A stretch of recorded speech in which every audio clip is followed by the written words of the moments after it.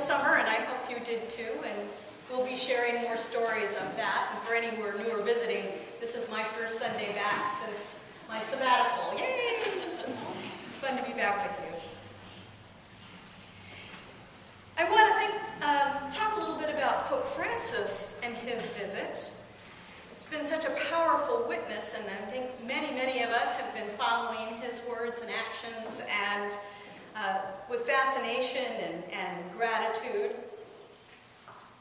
I think what is characteristic of him that is so moving to me anyway, and I think to many others, is the tender way he relates to ordinary people. And not just to ordinary people, but to the little ones, if you will, using Jesus' language of today. We see him reaching out to children who make their way from the crowd toward the Pope-mobile and blessing them and taking them in his arms. And that's a very charming picture, but more than that, we see him going and sharing meals with the homeless. He is a model of the upside-down kingdom of Jesus. And in that weird and wonderful kingdom,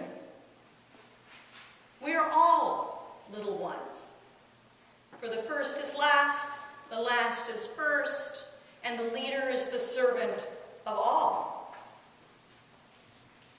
Jesus emerges from a culture of outsiders, from a culture of oppressed people, and we're reminded in that story of Esther how tenuous the history of Israel was, how many times they were occupied and persecuted and endangered.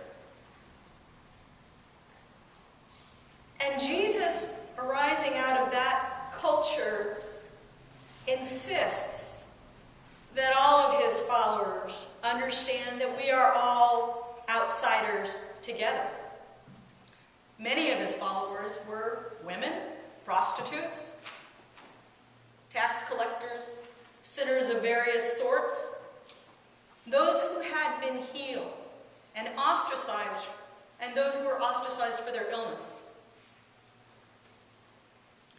Not many politicians, not many professional religious leaders, and those who chose to follow him had to set aside those honors. Francis demands this of us too, that we act with compassion. Compassion meaning feeling alongside. Feeling alongside. That's different from looking down. But it is a companionship of equals and allies in an upside-down kingdom where we are all little ones, where we are all God's children, sustained by grace.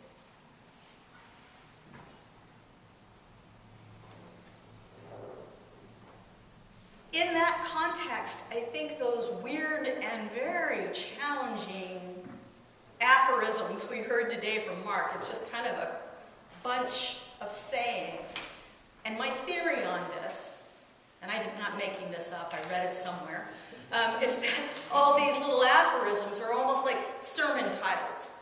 That Mark is just summarizing Jesus' message by pulling together all of the really important things that Jesus said with just little phrases. But that one piece that is so disturbing about cutting off your hand, cutting off your foot, pulling out your own eye. I mean, it's so distressing to hear Jesus say that. But think back again about this whole idea of the little ones. And in Jesus' religious culture, to be physically whole was an important status. It made you clean. To be physically unwhole, to have lost an eye, to have lost a foot, to have lost a hand, or to be seriously ill in any observable way, would render you an outsider. It would render you unclean. It would make you automatically a citizen. And in some cases, as in women with bleeding disorders, make you a total outcast. So Jesus is saying, if being whole is preventing you from understanding this idea of compassion, if being whole and complete is getting in the way of you knowing the real deal, the real story of our belonging to one another, if being whole is keeping you from being a little one, dumping your pride and enjoying the grace of God, then cut off your hand for pity's sake. Get rid of your eye. Because you're never going to understand heaven if you only understand your happiness based on your wholeness and your ability to be above and beyond others, your separateness from others.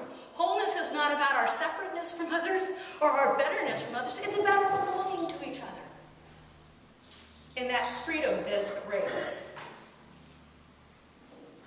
And then he talks about salt. And that's really enigmatic. And I'm going to, do a preaching no-no and borrow from Matthew, because Matthew explains it a little bit more. So maybe what Mark is getting at with this salt comment is connected to what Matthew says about salt. I read somewhere, probably could be true, that in Jesus' day, one seasoned one's food with kind of like a bag, kind of like a tea bag, that was filled with this kind of mineral concoction, because salt was not highly purified like it is in our day, where it goes through this whole complex milling process. So you would have a bag of stuff, and a lot of it was salt, but some of it was just dirt and other minerals. And so you'd have a bag, and you'd dip the bag in your food that you were cooking, and then take it out like you would a tea bag, and you would do that on a continuous basis until all the salts, all the goodie was actually steeped out of the bag, and then you could throw the remains on the street to be trampled. So that's the idea of salt losing its saltiness. Salt giving flavor to food, giving life to food, bringing it alive. Jesus is saying, you need to be flavorful. You need to be flavorful as a community. And your flavor should be, I believe, in this context that we're talking about today, that flavor of compassion, that flavor of connection with others. And then Jesus says, have salt in you and be at peace. And we hear that, be at peace, and we immediately think, oh, be nice, get along with each other, be sweet. But I'm hearing shalom, which is a much bigger idea than just getting along or the absence of conflict. Shalom is, again, that wholeness, that completeness in which everybody plays their part and has a place to connect and be part of things. It is the peace of radical hospitality that does not rest until all the little ones are honored and protected and made part of things.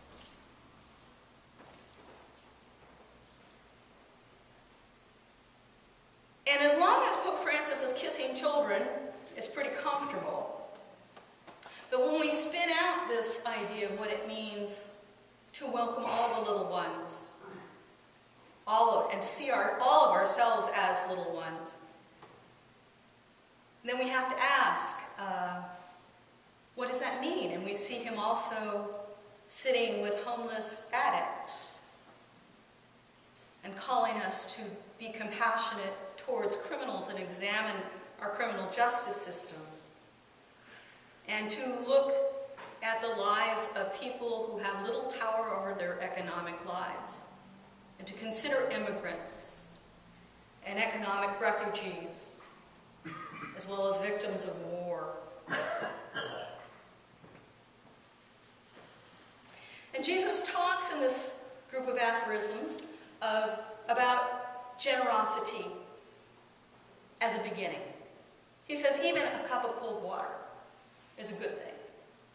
Even just caring enough to make that most basic of gestures is a good thing. But that's not where it stops. That's not where it stops. That's the entryway into a whole world of care. And Francis keeps reminding us that it is the work of changing the circumstances that cause people to be trapped in poverty, the circumstances that oppress workers and benefit the rich disproportionately, the systems that cause racial bias that incarcerate young black men in obscene numbers, and the for-profit prisons that feed on their lives. Francis asks us to pay attention to that.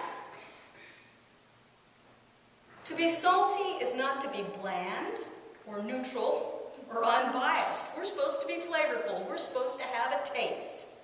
And our bias is for the little ones. Now, salt can also be an irritant, right? Gets in a wound and it's pretty uncomfortable. And so we have to deal with that too. But we don't gather here on Sunday mornings just to be cozy. We gather for the strength and wisdom to be salt. And how this plays out for each of us will be different. Shalom has to do with having patience with one another as we figure out how to connect those dots. We're going to do it differently, but our baptismal ministry is to do it. Not just to believe abstractly in justice and peace, but to work for it. And not just in our personal relations, but on a structural, and dare I say it, even political level. Using our own wits, our own voices, and our own votes to make the promise of God's reign a reality. And for any given community, that is a challenge. How do we do it in shalom? How do we maintain shalom when we may have different views about what it means to be faithful? We may have different views about a low barrier shelter in our community, for instance. We may have different views about the best way to reduce carbon in the atmosphere while still supporting people who work. Shalom, that wholeness, presumes respect and conversation. I've come to really believe that if reasonable people and caring people and church people refuse to engage challenging issues from a moral perspective, that we cede the floor to unreasonable people and people without a moral conscience, a compass. There's a reason why we have to connect these dots as faithful people. And to that end, I encourage you to go to our website, because our bishop just did a really wonderful piece on advocacy, a video, in which he says it's essential for people of faith to be advocates in the world. You know, I look around the room and I've got to say, I think this congregation is pretty salty. It's full of people who are out in the world doing good things, being irritants sometimes, as well as flavor enhancers. And we do enjoy one another. And we are able to talk about what matters here. And we do know how to differ and still be a community of love and service. And that's my heartfelt desire for us. That we honor that central teaching of Jesus. That shalom. That is about welcoming all people and understanding all of us as being children of God's grace. And that we encourage one another in living that out day to day in our lives, in our service in the community, and in our advocacy as citizens. You know, statistically, the churches who are in the most trouble are the churches who refuse to do that, who are so afraid of conflict that they don't ever talk about anything that matters. And they're not willing to differ. Those are the churches that are actually in more trouble. But we can do both. And we can consciously agree to do so without fear. Let's be salty together.